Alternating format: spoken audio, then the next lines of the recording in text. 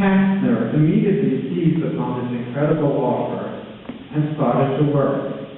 He would raise money from the Jews in Budapest and would get in touch with international Jewish organizations who might support this exchange. Eichmann duly reported this offer to his superior, Himmler.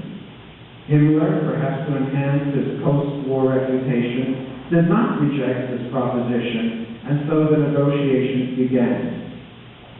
Kastner asked the Germans to prove their good faith by allowing a group of Jews to leave Hungary with an eventual destination of Palestine.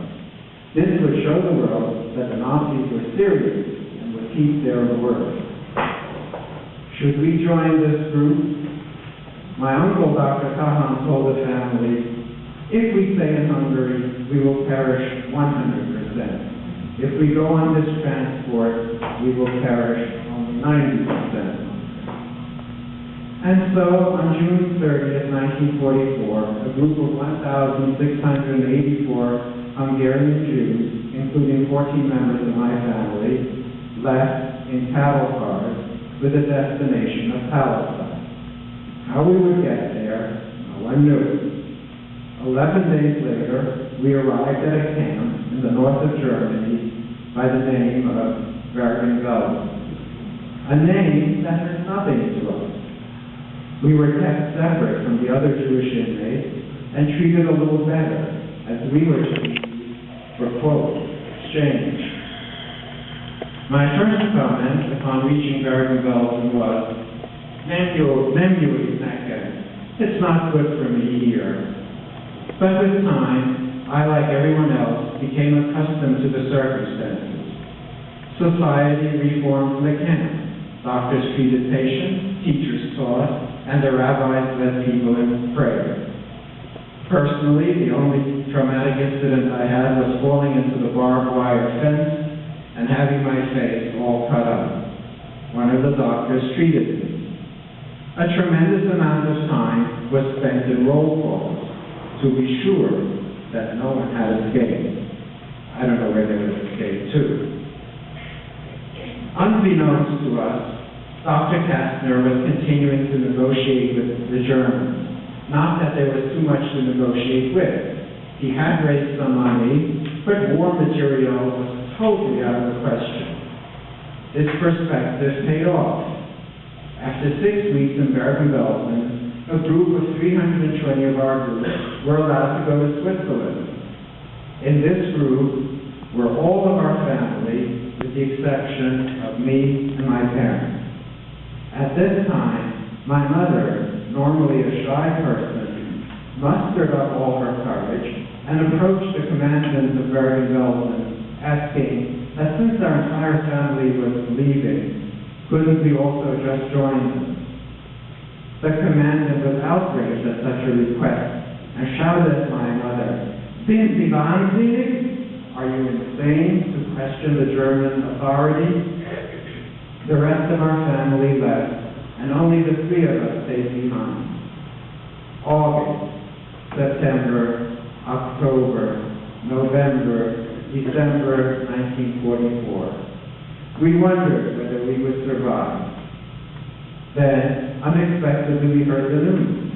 The remainder of the transport would be allowed to go to Switzerland. The day of departure had arrived. My parents packed their few belongings and started a long walk from the camp to the train station at Bergen-Belsen. Children and the sick were taken by truck, and so my parents entrusted me to an elderly lady. We would all meet at the station. I can still remember the long lines of people walking with their belongings in their hands to the station. When we got to the station, there was chaos. 1,000 people milling about, not knowing what was going on. My parents couldn't find me, and I couldn't find them. My father reproached himself that he had entrusted me to someone else. At the very last moment, we found each other. We got on the train and started the long journey. We traveled to Bergen-Belsen in cattle cars. We left in ordinary trains. At this point, there was intensive Allied bombing of all of Germany. It was a miracle that our train was not hit by a bomb, as we heard bombs exploding nearby.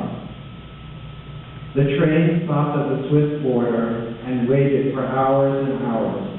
Our fate hung in the balance. Again, unbeknownst to us, to the last minute, Dr. Kastner was negotiating with the Germans, promising additional money that would be put up by the Joint Rescue Committee in a frozen bank account in Switzerland. On Hanukkah 1944, we arrived in Switzerland. Our arrival was at the last moment. The winter of 44-45 was brutal. As we remained in Bergen-Belsen another few weeks, we would have perished from the elements, the dwindling food supply, and the epidemic of typhus. We had survived. Dr. Kastner, with nothing to offer the Germans except love, had skillfully negotiated our release. Meanwhile, in Budapest, another story was unfolding. The entire provincial jury had already been deported. What was left were the Jews of Budapest. For unknown reasons, perhaps due to pressure from the neutral countries, the Hungarian leader Horthy halted the deportations to Auschwitz in the first week of July 44. For the next 3 months, the Jewish population survived under rather miserable conditions, but survived. In October, the Germans forced a regime change, and the most rabid anti-Semite, Ferenc Szálasi, was made the prime minister. A total reign of terror descended upon the remaining Jews of Budapest. The deportation trains had by now stopped running. In their place were forced marches of long columns of Budapest Jews to the Austrian border. The Hungarian fascists, the Nyilas, lined up along the banks of the Danube any Jews they caught and shot them into the river in cold blood. When bullets became in short supply, the Jews were tied together, thereby wasting only one bullet. For us, the Danube in Budapest can never be beautiful or blue. It will always have a tinge of red.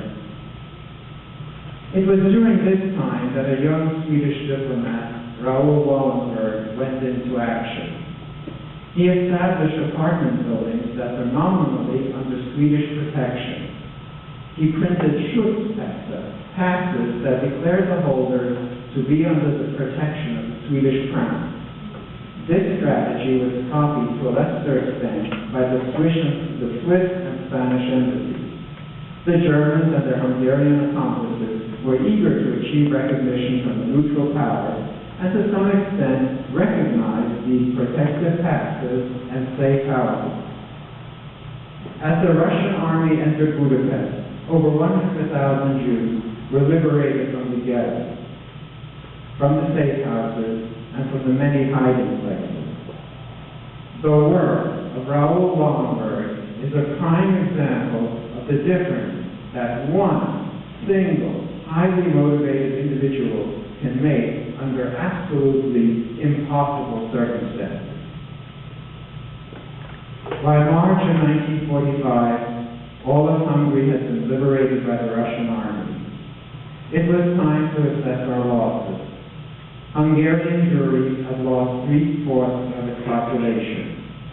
Due to the efforts of Wallenberg and others, and the rapid entry of the Russian Red Army, half of Budapest Jewry survived. Dr. Kastner's negotiations for the exchange of Jews for war materials resulted in the rescue of 1,600 Hungarian Jews, including my family. Some of the teenage survivors of the Holocaust in Hungary would later make fabulous careers in North America. These include, in business and philanthropy, Andrew Grove, founder and CEO of Intel; George Soros, head of the Quantum Group of Funds; my cousin Peter Monk, founder and chairman of the board of Barron's Gold; and in literature, Nobel laureate